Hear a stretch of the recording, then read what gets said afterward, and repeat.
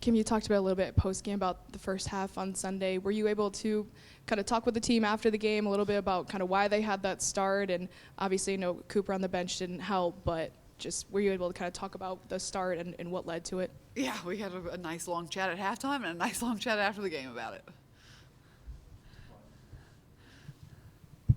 Specifically on Talasia sitting after getting her second foul, what went into that decision? How positive was it that she came out after sitting and played so well in the second half? Yeah, the decision for us, whether we bench somebody after 2 fouls or let them play, depends on how they play with 2 fouls. And she usually plays pretty conservative on the defensive end, and she won't drive to the basket on the offensive end when she has those 2 fouls. And so we just decided to sit her. And there's a couple other players we do that with. And there's some players that you have 3. We know you're just going to play just as hard. You're not going to play in fear of getting that third one, and we'll put them back in. I know a lot of talk about 37 points in the third quarter, but when you look at this entire month, I think you guys have been outscored in the third quarter only one time. Earlier in the year, that quarter was a problem. Yeah. Why has this team gotten better coming out of the locker room to start the second half? I think part of it has to do with strength of schedule, and we have to stay a little locked in more at halftime. And I think a lot of it has to do with leadership. Early in the year, I was walking in the locker room, and they'd be laughing and joking, and they would see a lead and they could take their foot off the gas, and now they are having important conversations when I walk in at halftime. Casey and then Paige. Z Spearman, 7 straight games with double-digit scoring. Just how has your trust in her grown throughout this year? Yeah, I think she just continues to mature. She continues to take good shots. She helps us in every aspect of the game, and the more we can have her on the floor, the better we are. Kentucky's Georgia Moore seems that she could just take over games at will, especially the last couple of games like LSU. What stands out to you most about her? Yeah, she's one of, if not the best point guard in the country. I mean, she makes her team go. She's the head of the snake for them. She can score, but she also creates shots for other people in ways that you don't see very often. I mean, she will put it to them exactly where they need it to score, and so she definitely makes their offense go. Speaking of, your Marshall team played against Virginia Tech last year. Kenny Brooks brought Georgia A. Moore, Clara Strack with him, but Georgia in particular, just a great ball handler, very quick. Just how does she maybe change the way you're going to scheme in the press because she is so fast? Yeah, I think that her and Clara, we have a little PTSD from both of them. I don't think Clara missed a shot when we played, and so just phenomenal players that are already established, and it's just we're gonna have to put our foot on the gas a little bit more with our pressure. Kentucky as a team, does it feel like you're just kind of playing the same team as last year but wearing blue instead of maroon, or are they kind of doing a lot of things different now that they're over at Kentucky? No, I mean they're a very good team. They play similar. They have 2 of their key pieces. They are led by the same player. Obviously, Kenny Brooks is a great coach, and he has that program doing exactly what he wants them to do.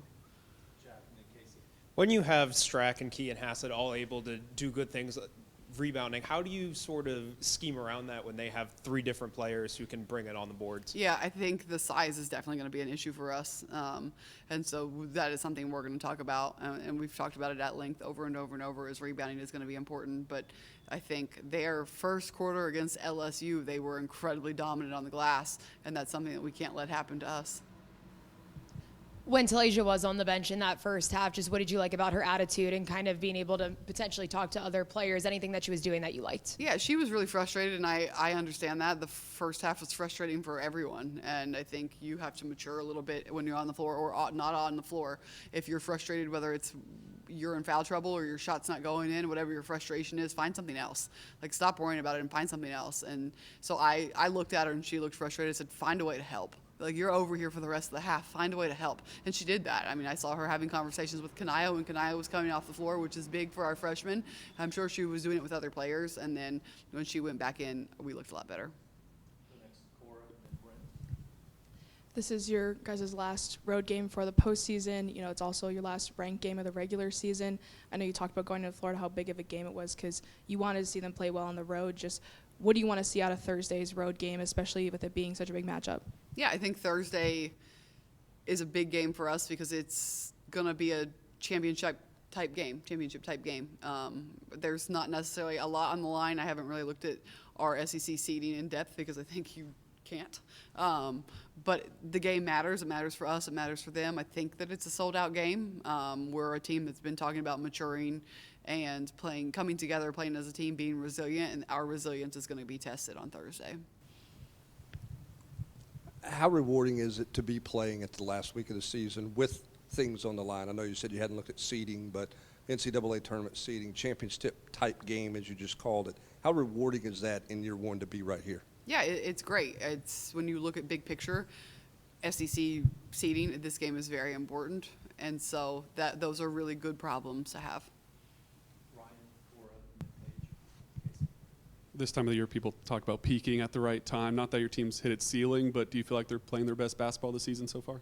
I think we are still very inconsistent. I think our floor has gotten a little higher. I think our inconsistency is not going to Florida and losing at Florida. I think we pulled it together, and I think we have some leaders that are doing a better job of helping us with that. I still think we can get better.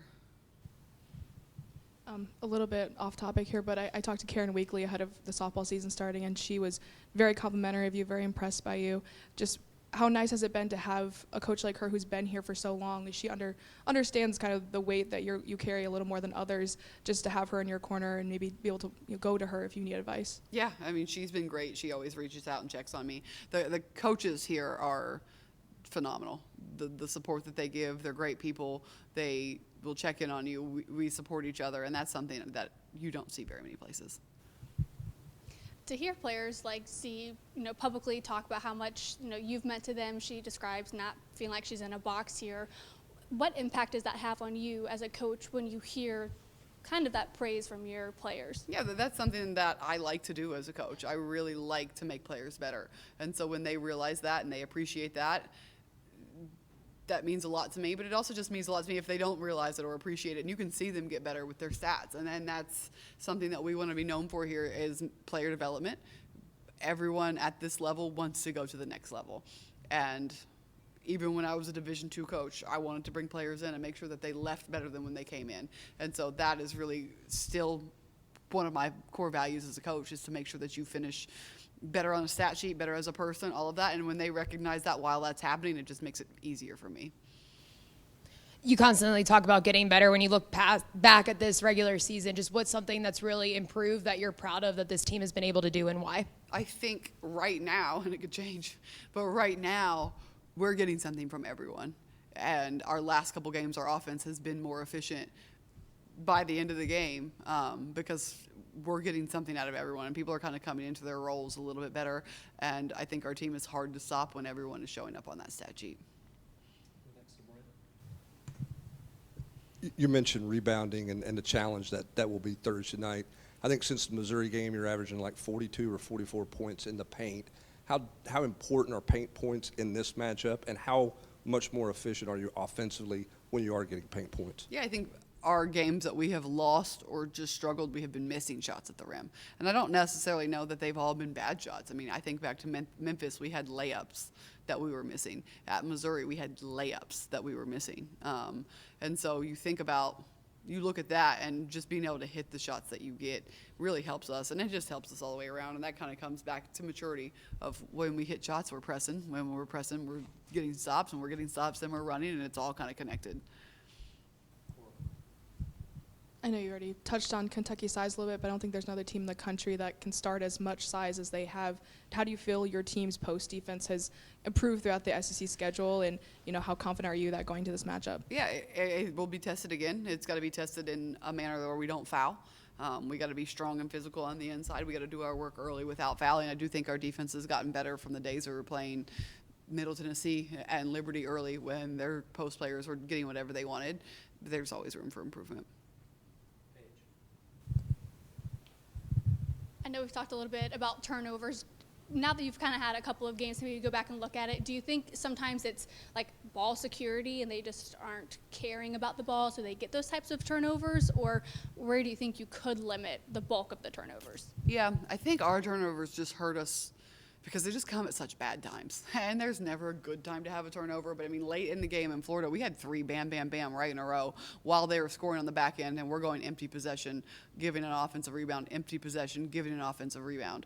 And so just knowing, and this is something that's really hard with this style of play, of knowing when to continue to press forward and knowing when to kind of slow down. And it's a fine line because we always want to go, we always want to score, but not at the risk of turning the ball over when it's a 2 or 3 possession game and we're in the last 2 minutes. So just maturity. Continue to show those things on film. Continue to teach them.